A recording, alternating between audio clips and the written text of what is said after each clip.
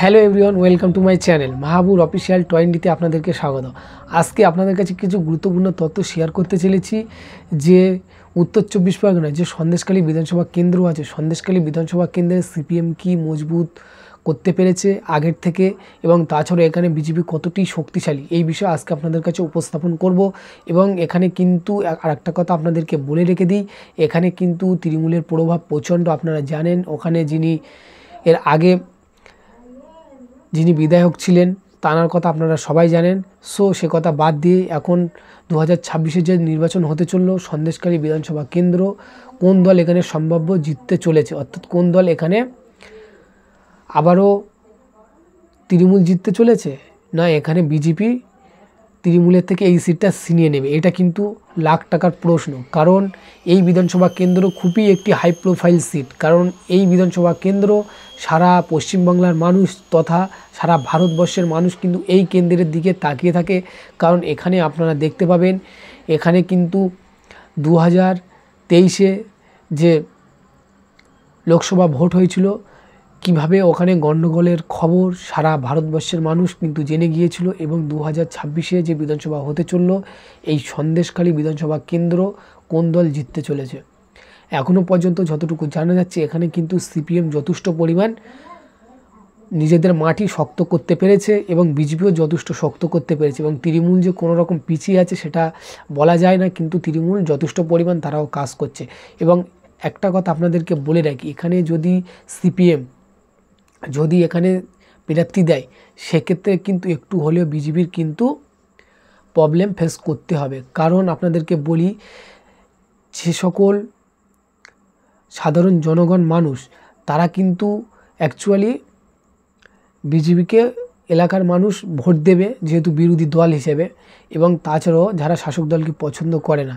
এবং যেহেতু সিপিএম যদি ওখানে সিট দেয়, সেক্ষেত্রে কিন্তু বিজেপির পার্সেন্টেজ একটুখানি হলেও সন্দেশখালী বিধানসভা কেন্দ্রে একটুখানি হলেও কিন্তু সিপিএম ভোট যদি কাটতে পারে, সেক্ষেত্রে কিন্তু বিজেপির জেতাটা একটু কঠিন হয়ে যাবে।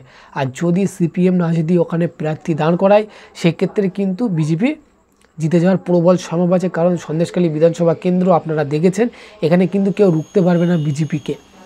এবং যদি সিপিএম সিট দেয়, সেক্ষেত্রে কিন্তু বিজেপির জেতাটা একটু কঠিন হয়ে যাবে। তবে সেটা সময় কথা বলবে এবং 2026-এ সেটা দেখার বিষয় থাকবে। এই ক্ষেত্রে আপনাদেরকে একটা কথা বলে রাখি, এখানে কিন্তু বিজেপি যথেষ্ট পরিমাণ কাজ করছে, এটা আপনারা দেখতে পাবেন। এবং এখানে যে সিপিএম পিছিয়ে আছে, সিপিএমও পিছিয়ে নেই। ওখানে যিনি আছেন তার নাম এক্স্যাক্টলি মনে নেই, কিন্তু তিনি কিন্তু যথেষ্ট পরিমাণ কাজ করছে। সো আপনাদের মতামত অবশ্যই আপনারা কমেন্ট করে জানাবে, এবং সন্দেশখালী বিধানসভার কোন দল সম্ভাব্য জয়ী হতে পারে এই বিষয়ে আপনারা অবশ্যই কমেন্ট করে জানাতে পারেন। এবং তাছাড়াও এখানে কিন্তু খুবই একটি জটিল বিষয় কাজ করছে, কারণ এখানে সিপিএম যদি সিট দেয়, সেক্ষেত্রে কিন্তু বিজেপির জেতাটা একটু হলেও কঠিন হয়ে যাবে। কারণ আপনারা নিশ্চয়ই জানেন সিপিএম যে ভোটগুলো পায় সেটা কিন্তু বিজেপির থেকে কাটবে, কারণ কেটেই কিন্তু তারা ভোটটা পাবে। এবং যে তৃণমূলের যে ভোটগুলো ছিল সেগুলো কিন্তু যাবে না, কারণ তৃণমূলের যে একচেটিয়া যে ক্ষমতা সেটা কিন্তু থাকবে। এবং তাছাড়াও যদি সিপিএম থেকে বা তৃণমূল থেকে বিজেপি কিছু ভোট ভাঙিয়ে আনতে পারে, সেক্ষেত্রে কিন্তু সেটা বিজেপির পক্ষে খুবই একটি ভালো কাজ হবে। তবে সেক্ষেত্রে সেটা সময় কথা বলবে। এবং আসন্ন 2026-এ যে এসআইআর হওয়ার পরে যে ভোটটা হতে চলেছে সন্দেশখালী বিধানসভা কেন্দ্রে, সিপিএম যদি সিট দেয়, সেক্ষেত্রে বিজেপির জেতাটা একটু কঠিন হয়ে যাবে। এবং সিপিএম না যদি ওখানে কোনো প্রার্থী দাঁড় করায়, সেক্ষেত্রে বিজেপির জেতাটা খুবই সহজ হয়ে যাবে এবং বিজেপি এখানে কিন্তু জিতে যাবে। এবং তাছাড়া এই মুহূর্তেও যদি ভোট হয়, সেক্ষেত্রে আপনাদেরকে একটা কথা বলে রাখি, এখানে কিন্তু বিজেপি জিতে যাবে যদি সিপিএম না প্রার্থী দেয়।